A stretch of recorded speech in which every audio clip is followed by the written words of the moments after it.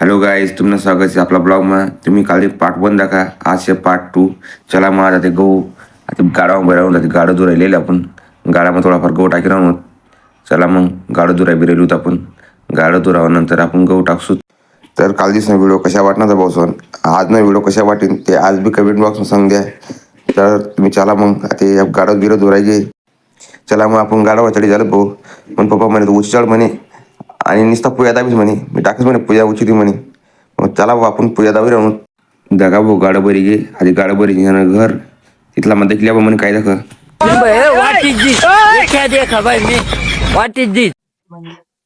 हाय भाऊ, आम्ही गेलो होतो विशाल लेबट आले व्हिडिओ काढत म्हणून. त्याने आमल्याकडे काम लाय तिथं. देखा भाऊ आम्ही ते गाडं पॅक कर दिले. ते बापला चालना ते घर आवडे श्रमा टाकाले.